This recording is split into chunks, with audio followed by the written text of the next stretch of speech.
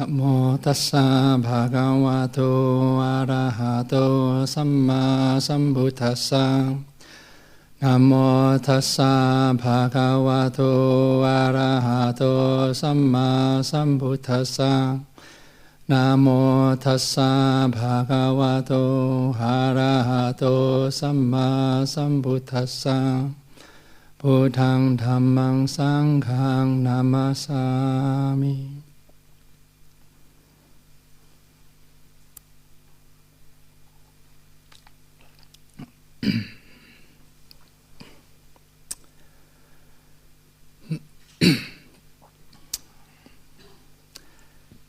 Good evening, everyone. I was invited by Ajahn this morning to share a few words before I leave. I'm leaving in a few hours tomorrow morning, so make good use of me. I've been here since December, and then I've been experiencing a lot of joy and fun here, but also a lot of good practice. I come from originally from Amaravati, where the place has just less space for oneself, let's say. And here, being in the forest for the last 6 weeks has been quite nurturing. To be away of people. I can't help this evening when I was sitting. Normally, I just talk whatever comes to mind. I couldn't help but just think about drowsiness and snoring and sound. And I remember in my time,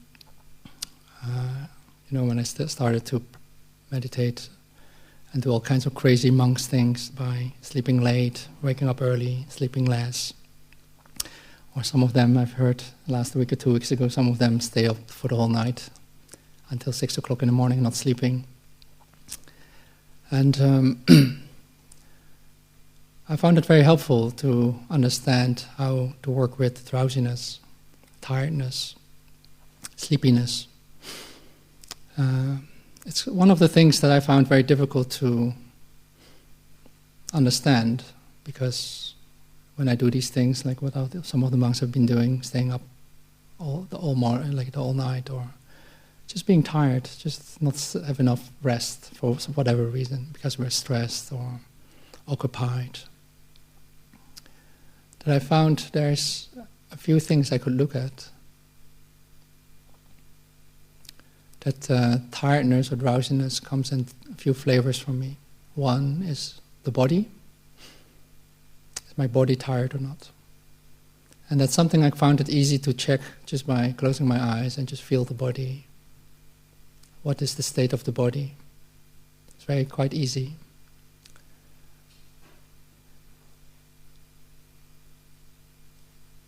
It's a thing that I think what I started to learn myself when I'm tired. I say, so that's how a tired body feels like. Okay, just make a mental note. And this is when a very restless, active body feels like. Make a mental note. And then make a mental note of the whole spectrum of how a body can feel. Of course, in this pain and pleasure, but also in this activity levels. I'm a particular restless kind of person, or restless, a lot of energy, and want to do things, want to talk, want to think. How does that feel, the body? But surely I also have my share of doing too much, not sleeping enough, not resting enough, and the body is just tired. And when my body is tired and I sit in meditation, it's so relaxing sometimes that often I catch myself slumping down like this. I just don't have the energy to just keep my body up, or it feels much more nicer just to relax a bit. Luckily I'm not on the chair or something, otherwise you just fall backwards. So I find it helpful to check the body, what state it is in. Is it tired or not? The other thing is the mind tired or not? Like I tend to be more like a thinker, or looking at the future. What can I do? What do I need to do? I mean, the monks know me, they live with me for quite a while now. I like to make things better, in quotes. Better in my view, but better, different.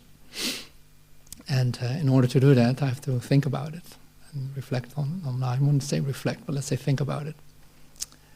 And there have been times in being in a monastery, I mean, especially more so as a layperson before, but as a monastery, it's more something I can see better. That I sort of think a lot about it, non-stop.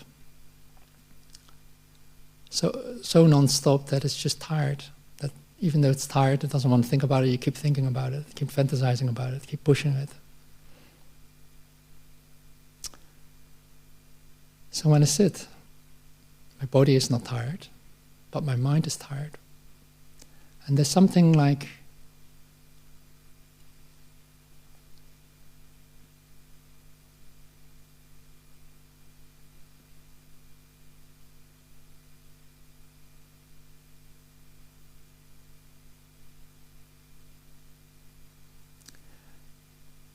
I don't know how to explain the experience of your mind. So when I close my eyes, I sit down and relax my body, which is not tired at the moment. And if my mind is tired, it feels a bit like I want to switch off. It's just overworked. Sometimes painful, it feels painful as well when it does a lot of things. It's almost like, when you go to sleep and before you hit the head on the pillow, you already fall asleep, you're already gone, kind of thing. That feeling of, that kind of switch off, it's sort of drawing you out, like when you feel drowsy. After, I don't know, when we here eat we eat one meal, main meal a day, and we eat too much, where sort of the stomach starts working and a lot, basically, and sort of draws all the energy of the body down, and then sort of like it's hard to stay up, and you're just bobbing your head, and then if you don't watch out and you sit down relaxed, you just switch off. That kind of feeling.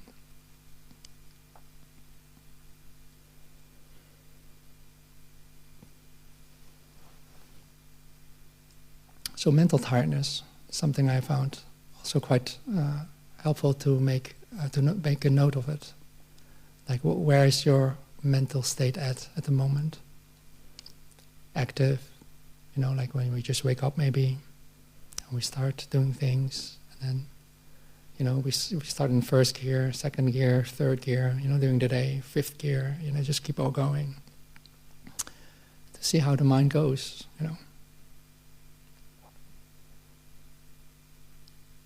When it's very active and bright, sharp, and when it actually gets tired, basically. Your mental faculties are getting, worn out, tired.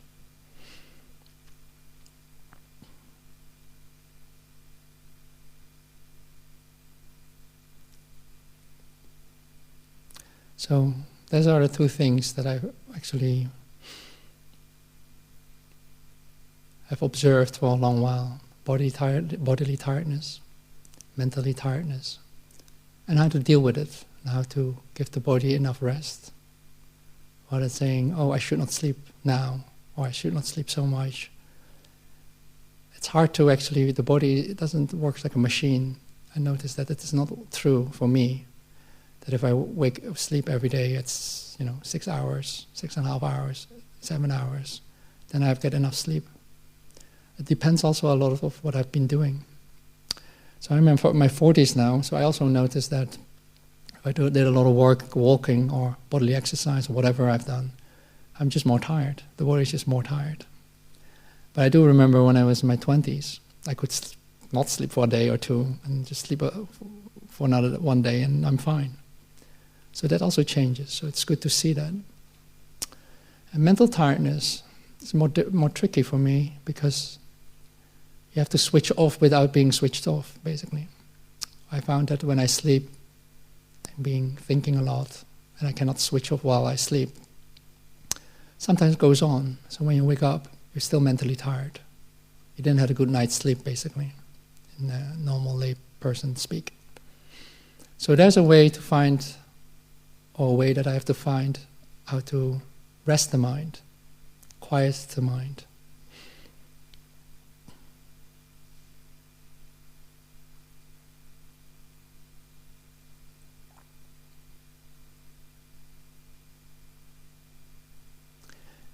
I would say how to do it is a whole long story. It's actually what we all do here with meditation, how to steer the mind to a different direction or let the mind not do the things that it wants to do, basically. The third thing for me is just drowsiness as a mental experience. It doesn't matter whether you're tired or not. It comes and goes. A little bit like happiness or sadness, anger. There doesn't have to be a reason that you have to be angry or sad. Sometimes it just overwhelms you. It comes. So one of the, I would say, breakthroughs I had in drowsiness was during sitting meditation, feeling tired in some ways, but active, keeping the mind aware and mindful and sort of upright. The body is upright.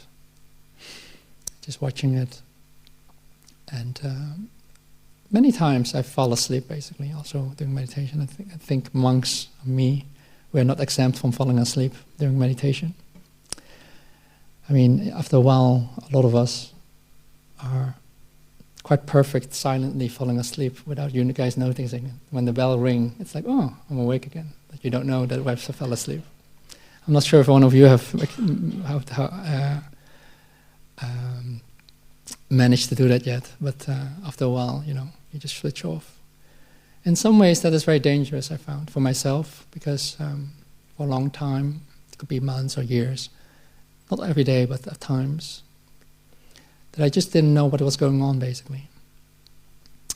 And sometimes, actually, when my heart starts bowing like this, you might also not notice, I wasn't even aware because my mind becomes so small and switched off, sort of.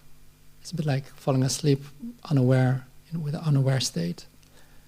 And only when the bell rang, you feel refreshed in some ways, but I can't remember what was the time, what was said, but it was very nice. So sometimes I sort of thought I had a very good meditation session, basically, very peaceful. So what helped actually is when I made sound, started to either make sound or stop bowing, and I have a monk's friend next to me, we sit next to each other, and they tap you on the shoulder, or tap you on the body, and they oh, I was out. Because once they tap me or touch my body, I know, oh, something happened that I wasn't aware of, and I found it very helpful. So I was quite impressed with this group that no one tapped whoever was doing that on the shoulder. But sometimes also very helpful to wake the person up. It helped me a lot into knowing, oh, I thought I had a very peaceful meditation, but I was just out of it. And what happened actually after a long while, practicing with that, and also other things, but being tired in some ways, that when one can differentiate awareness of now, that the awareness or the brightness of mind has actually nothing to do with your mental or physical state. The awareness, you don't have a tired awareness or an active awareness, or awareness is just awareness. You also have no moody awareness, if that makes sense. You don't have a happy awareness, or it's just awareness in itself, to be able to see what's going on in your mental state or your bodily state. Once you, let's say, see different states of minds, and the spectrum I was talking about, it's always the same way how we see it. But you realize after a while, if you know the spectrum, that the object itself is the spectrum, like either the body or the mind. And you have to look very carefully what is constant in there all that time that you're looking at. That I can say it's awareness. It's like you have to see the difference between what you're looking at and what is looking, basically. Of course, people that don't understand this, you can say it's subtle or it's quite obvious once you know it. It's almost like the words don't really give it justice, but let's take a third-person view of things. So looking at my tiredness or my body, my mind, So one day I just saw my body sort of start swinging a bit.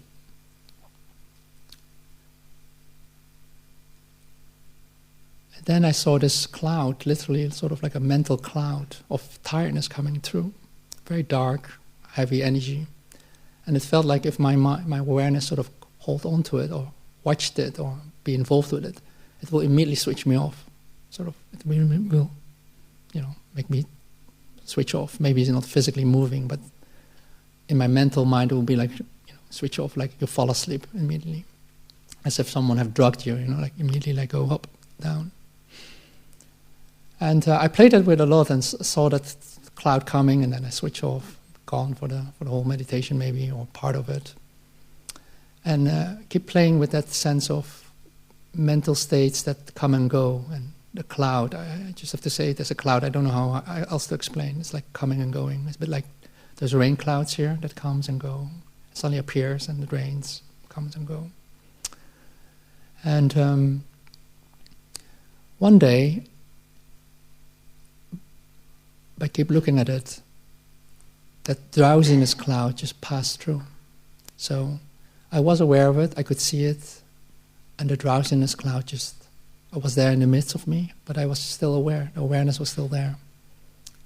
I sort of was still awake, but I could see the sleepiness of it. So somehow I didn't get involved anymore.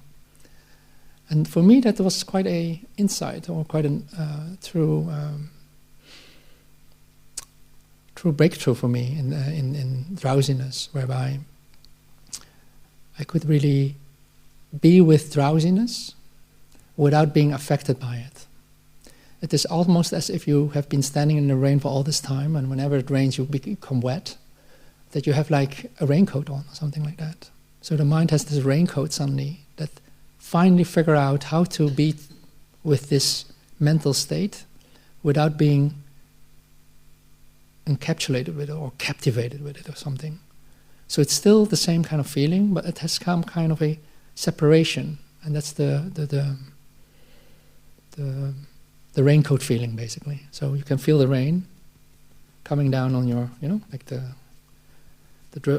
drops falling on your body, but you don't become wet. The same feeling for me was the drowsiness, sleepiness comes. That was interesting. And then with that experience, the more it came, the more better handling we have, or I have, with this drowsiness and sleepiness.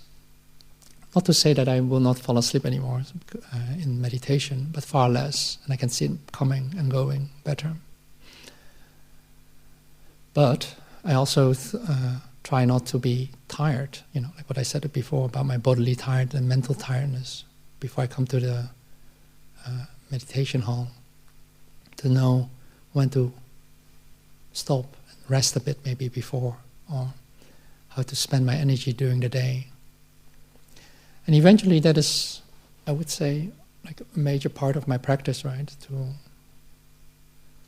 know how we are, or what I am, or how my body is. Is my body very active, very restless, and how to deal with that during the day, and how to go with it, how to deal with it. Either do something with it, like do things, or not do things, or what kind of things are helpful, what kind of things are not helpful, learning how to do that. Also, most of the people that know me a bit, I'm quite chatty, I like to talk. But what they don't know, when they don't see me, I don't talk. I'm not someone who talks to myself. So, I also have learned basically to shut up, to not follow my speech patterns. So when I'm by myself, I don't talk.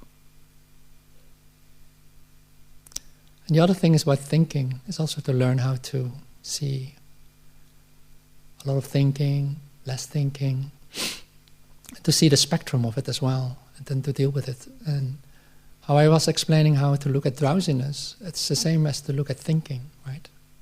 In some way, your thinking patterns, it's like a cloud, it comes, It's a bit like your mobile phone notifications, right? I see some of the phones of people, and it's go bling, bling, bling, bling, bling, bling, bling, bling, and it goes, and then says something, and then they're like, what's going on? And then they press on it, and they look at it, and they're gone for a minute or two, I've have a conversation with people and they look at it.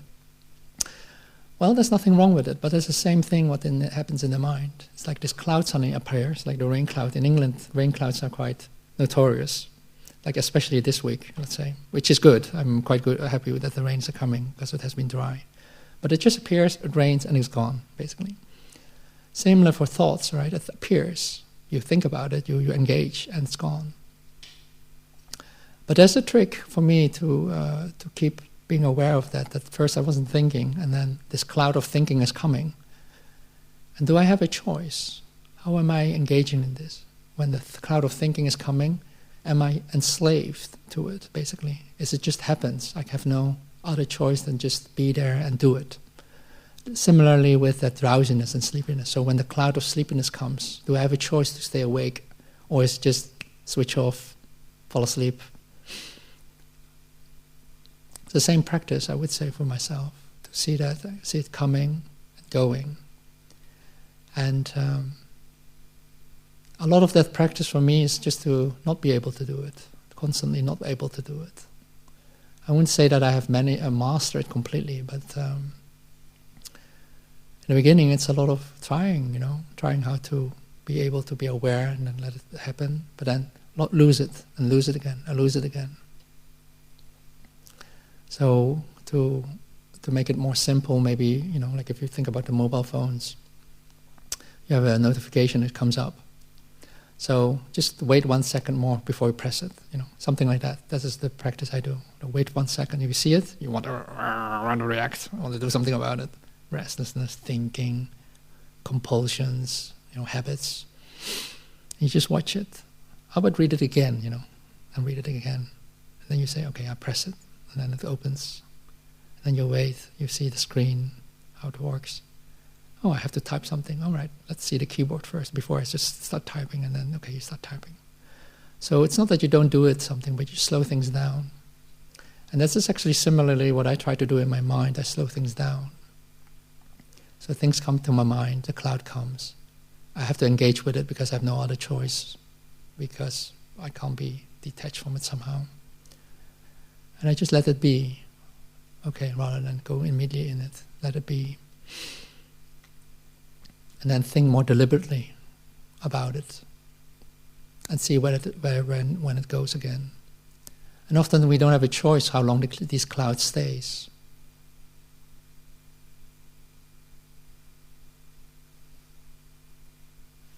But we have a choice how much attention we give it to them.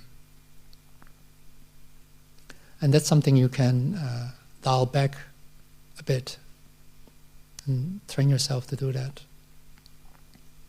Similar with speaking, right? So I would like to speak, restless, all these energies in my body.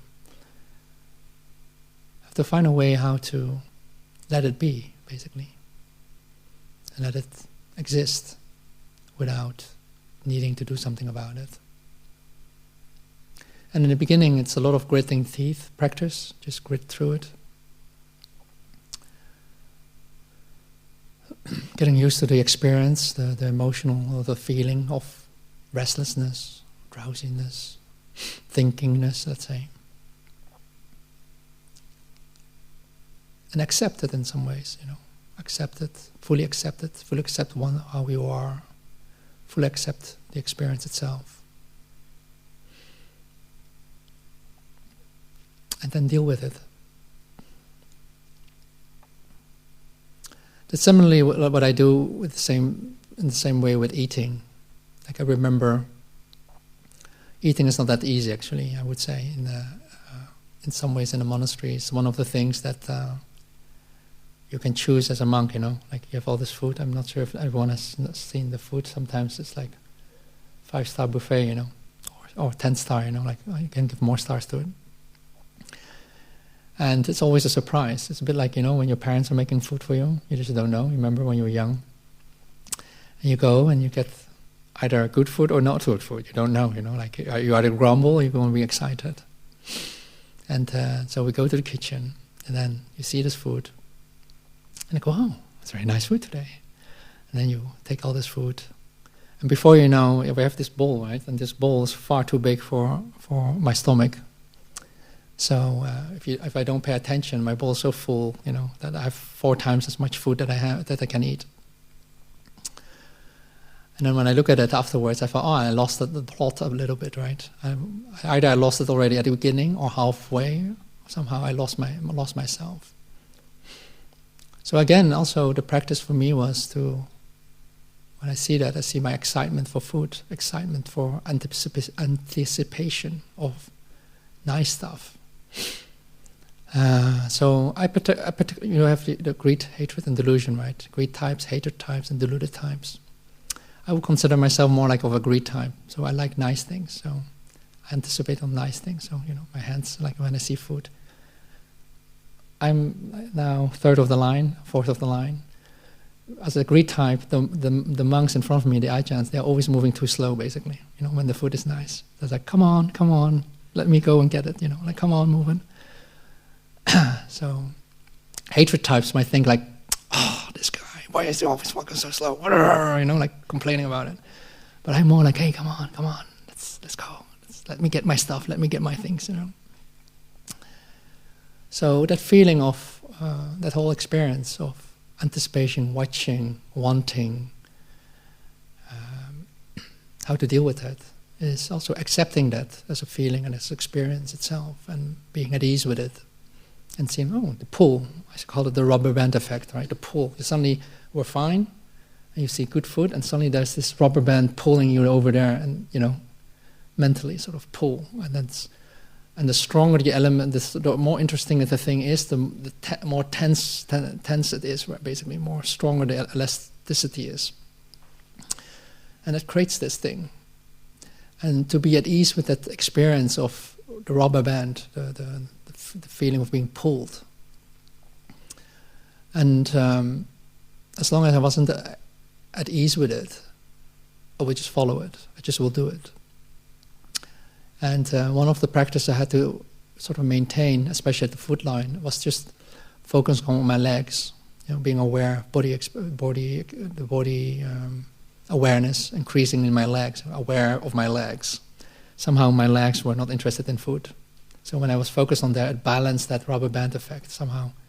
Somehow, when I think about it, I think about saliva. I'm not sure if you notice that your saliva start running a little bit more. And you move your mouth a little bit more while you're picking up food.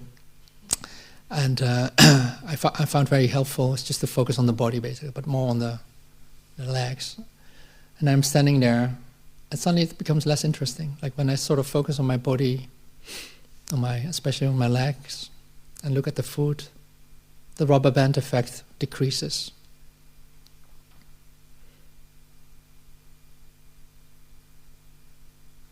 And somehow I was more in tune with what I'm seeing, with what the body is seeing basically, the eyes are seeing, rather than the fantasy I'm making that I want that thing that is on the table. And that somehow gave me more grounding and perspective. And of course I will just still fill up my food, my bowl in the beginning, and then take as much as I need. And then feel bad. I will feel bad that I take so much. So what I will do, I will eat most of it. And then after an hour or two, I feel drowsy. I fall asleep, wake up at 5, and then feel bad about wasting my time. And then the cycle goes on.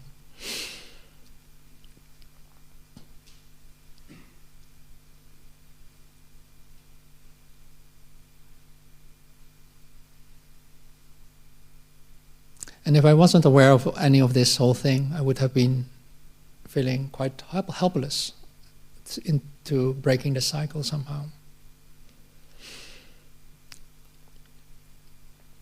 What I found helpful was also ask other monks how they do it. Some of the monks they tell me, they tell themselves a strategy. They tell them they sort of make a rule for themselves. So every other dish they can take. So you have the rice that usually comes first, right? I'm looking at Hayden now. Rice comes first, and then you say every other dish. So if I take the rice first, the second dish I cannot take. So you sort of tell your mind that you cannot go there, and then the third one you can take, and the fourth one you cannot take, and the fifth one you go like that. That helped. And some people are much more stricter. They say every third one or every fourth one or something. And those are strategies I found helpful to sort of slow down or don't get the mind to be a victim of what the mind is doing and have no grip, basically. I found that very helpful. Or tell yourself no carbohydrates or something for today, or no cakes for today, or stuff like that. And do that for a while and see how that works as a practice. How does that... I was talking about the spectrum of experiences. And then you sort of can put that into categories, and then you can experience bits of this full experience. And what happens is that you get used to that pull effect with food, in this case. And then when you get used to that pull effect and not being pulled towards it entirely, then when you then do, let's say, a normal food round, you're much more at ease with it. You still get pulled, but not as much as in the past. And then slowly you can build that up, that sort of groundedness or sort of solidity into the experience, rather than just get entirely captivated by it. And that, of course, works with, annoyance as well. And being annoyed with something or angry about something, that you slowly sort of deconstruct it in life, because not often you experience the whole experience, like the whole anger experience all the time. It's little things, maybe it starts little, maybe, and then it becomes full, and then you start to stay aware of that experience and just fully experience it. The problem is with these kind of negative experiences is that often I push it away. I don't want to feel it. I don't want to be with it. You create a countermeasure or counter energy in it, and it keeps it alive, because it starts growing, or it dissipates, or it becomes full-blown anger, and then you're pushing against it. I didn't find it very helpful, actually. Or gritting my teeth to it, like just, okay, it's a bit like, when you're cold outside, you just hold it and hold it and hold it.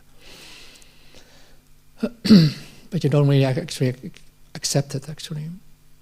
So what I found, what is very useful to me, was when I'm cold, for instance, outside, just experience the cold a bit more. Let it be cold a bit more, and more cold, and more cold. And then, okay, that's too cold, then go back in the house.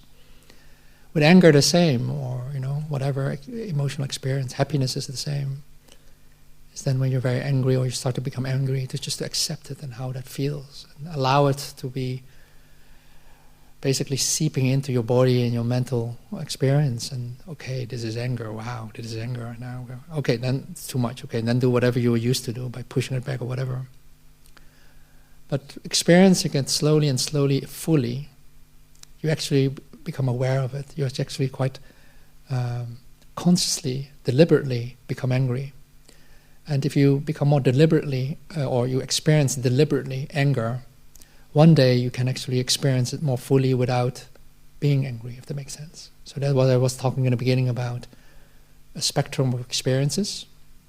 You experience different sides of it, but one thing is always the same. It's the awareness of it, being conscious of it, and that is not angry.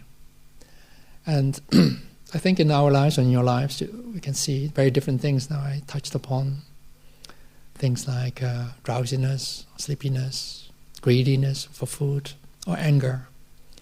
And there's always this element that's always the same, as being aware of it. And actually, we are all, in some ways, have different dominant sides of things. So if you are particularly a drowsy person, like a person who gets very drowsy all the time, or very angry all the time, or very happy all the time, or very depressed all the time, all that stuff, you can work with that, You can work with whatever suits your temperament, we call it. And it's also very helpful, I found it among the monks, to find a person who's more skilled in it, and ask and swap notes, basically, how to deal with that. If you are particularly interested in food, so my sister, my younger sister, when I look at her phone's pictures, she says it's like 67% is food.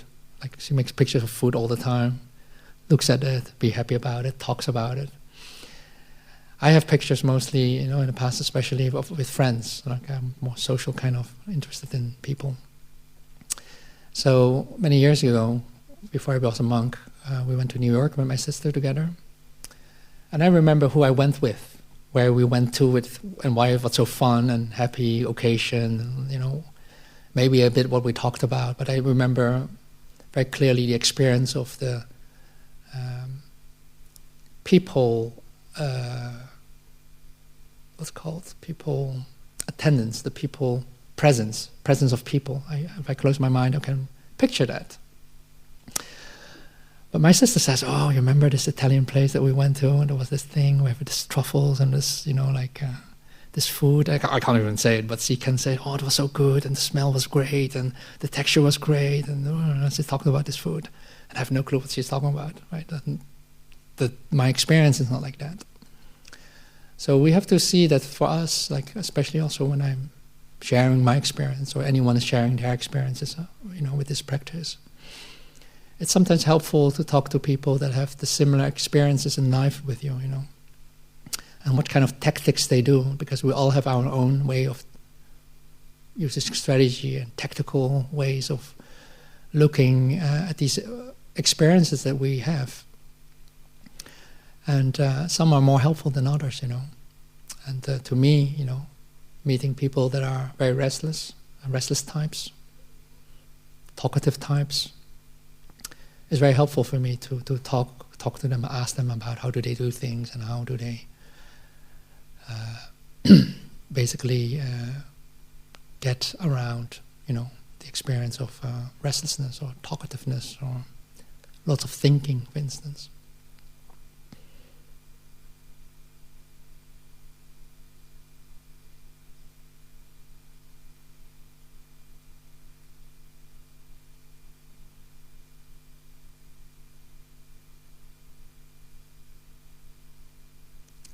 So one of the things I learned as well, this was just a few weeks ago, I happened to receive a few school groups, students in the last few weeks.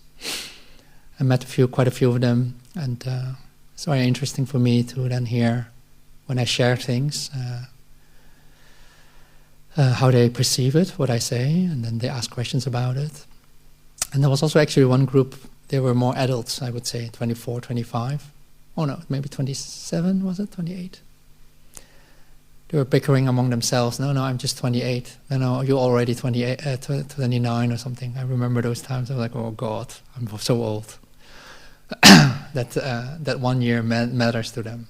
But they were actually practitioners, and what was interesting is that they were university students or PhD students, and they practice, and they had quite strong insights or experiences in their lives that sort of make their lives unsettled in a way. So they were sharing experiences with that they somehow saw an insight in their lives. It's like, why am I doing this? This is all more or less a simulation. Like they suddenly see their minds, what they're doing with their minds, and what the reality gave them. That they saw that separation of a lot of things. What we perceive is just happening inside us, let's say.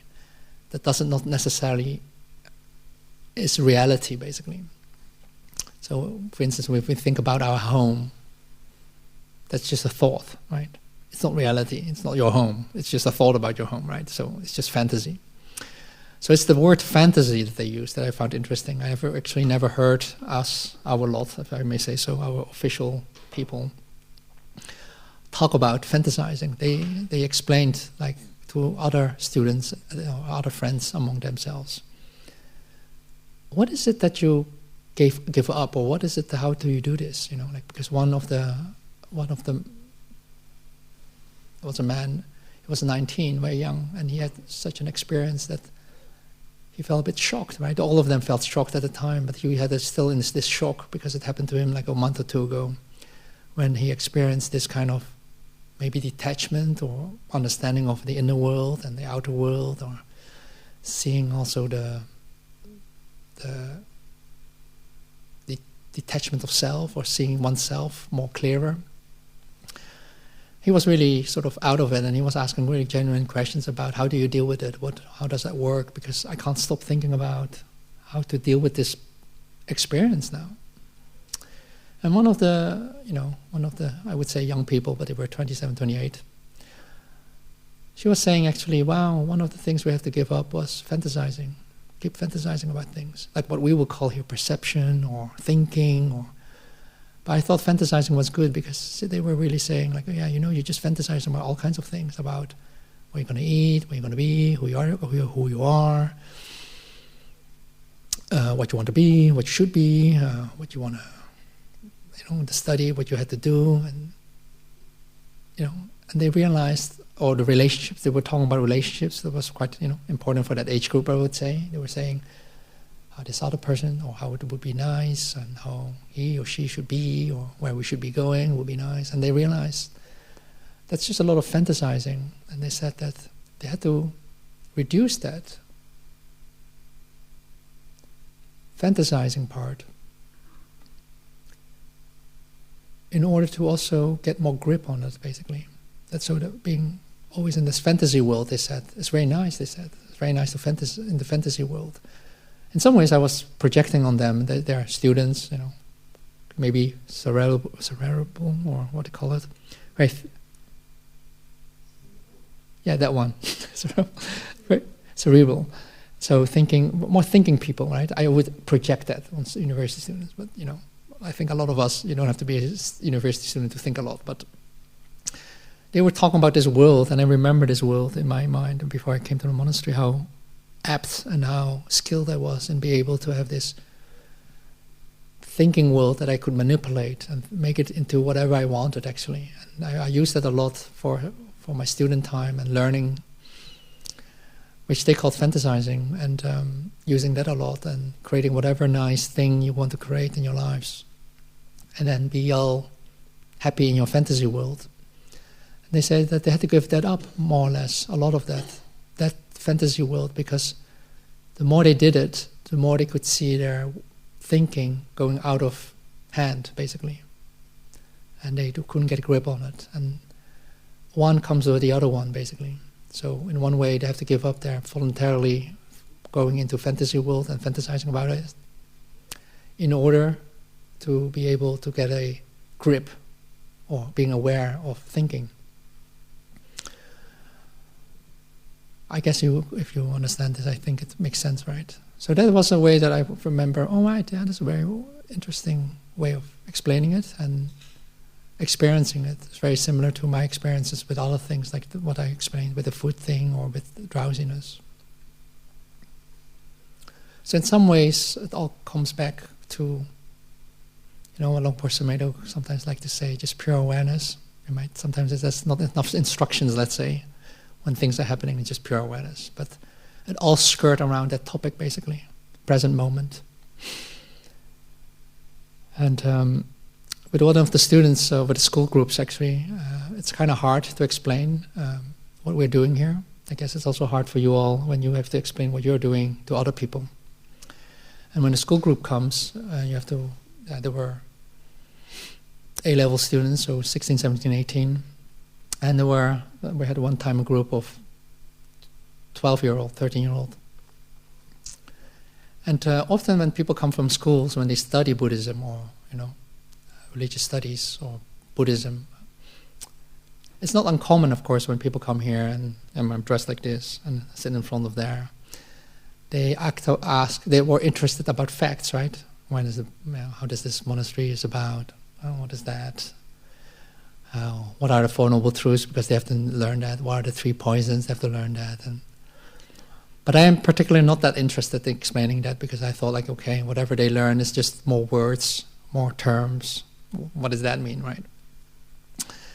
Similar to when I ask them, I tell them, okay, when I ask you about the school, what would you explain? Okay, how many students there are, pupils there are, how many teachers there are, what kind of classes being given, what kind of subjects there are, how big the school is, how many classes there are, like classrooms are there, how big it is, when there's a canteen or not. But actually, after telling all of that, I still will have no idea how it is to be studying there, experiencing that.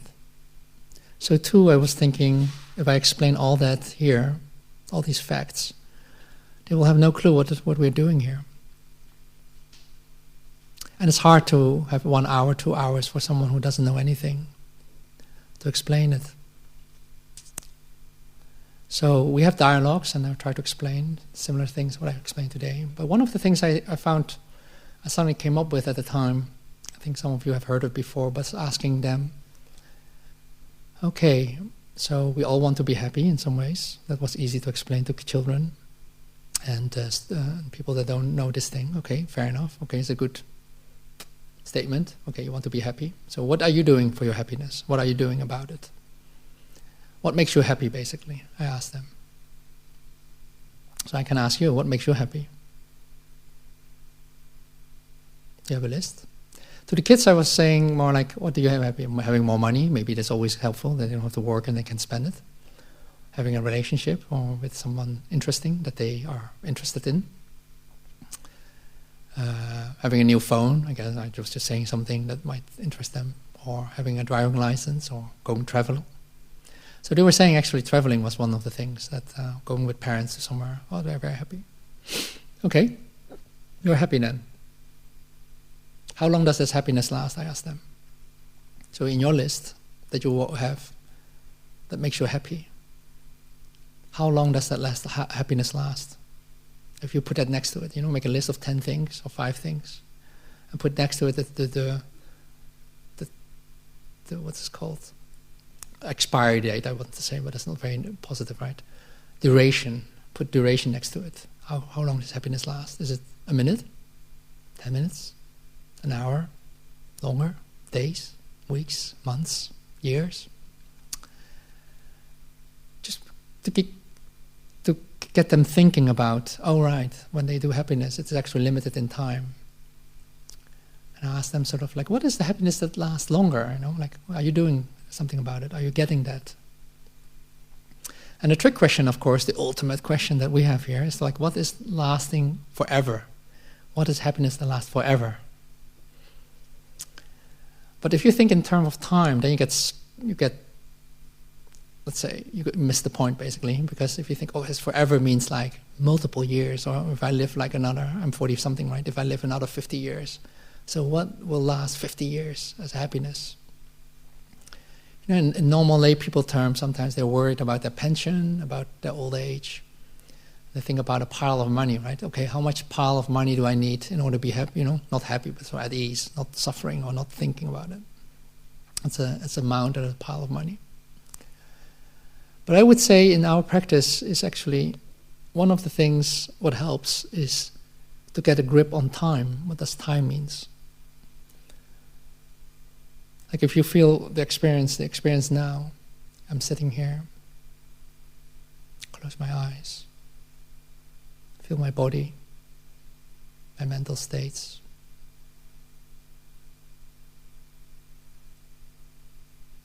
What is time in this experience? Time is a thought. I have to actively think about these things, right? And so I speak of, other languages, so in this language you'll say a minute, a second, a day. But can you actually experience at this moment a day? So I was playing with that. A day. How do you experience a day? I can't experience a day. I can think about a day, but I cannot experience a day. Now I'm thinking, okay, how I do experience an hour? Like I've been talking for 50 minutes, no, is it? 30, 20, 40 minutes now. Okay, experience 40 minutes for me. Just, can you experience now for 40 minutes? Can you do that? I can't do it. So what helped me after a while is to be aware of, I can only experience this moment. There's only one moment you can experience. Because the other moment that's coming, the previous moment is gone. So you cannot experience multiple moments at the same time.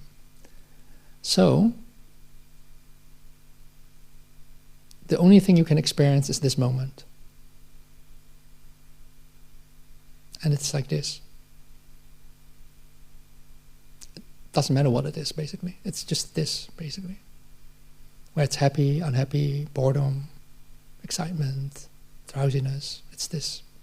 And you cannot experience drowsiness for 10 moments. That doesn't work like that. So it's only this moment. And somehow, if you find a way to be happy or at ease with this moment. With this moment, then you achieve eternal happiness. You don't have to be happy tomorrow, because tomorrow never comes, basically. Because today is already tomorrow from yesterday. But you don't feel like it's tomorrow, right? It's always now. So if at this moment, this very moment, and there's always this moment anyway, you can be at ease. Doesn't matter what you experience. Then you achieve eternal happiness.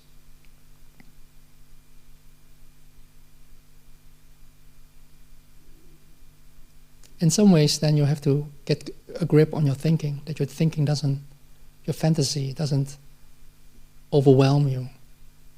Because once fantasy comes, thinking comes, it creates all these kind of constructs of time, me, you, I should be doing this, I should not be feeling this, I want to be like this. It creates complications, complications of this and that, better and worse, you and I and you, me and that. But if you experience this moment, this moment can encapsulate everything, whatever comes, whatever is, and be aware of it. Then it's eternal happiness.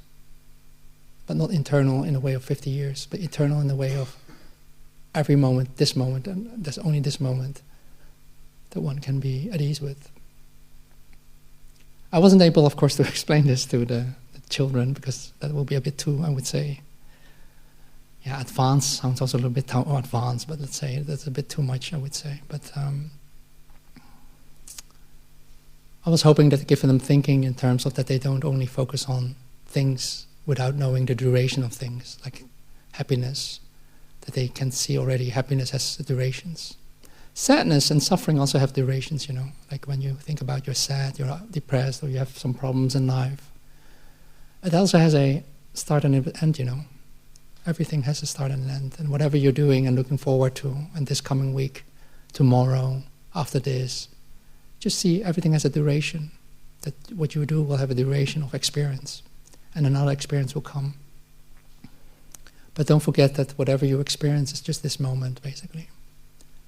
And everything happens in this moment.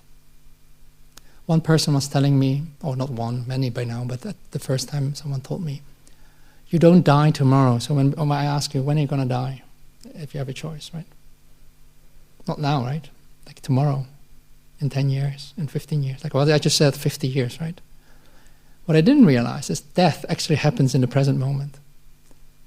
So when I die, it's like this, right? I think, so it's this moment, and then die. So I'm going to fully experience death, basically. I think that's the scary part. Death is not something, even though it happens not in this actual moment now, it will happen sometime in the future. But once it happens, you have to go through it, basically.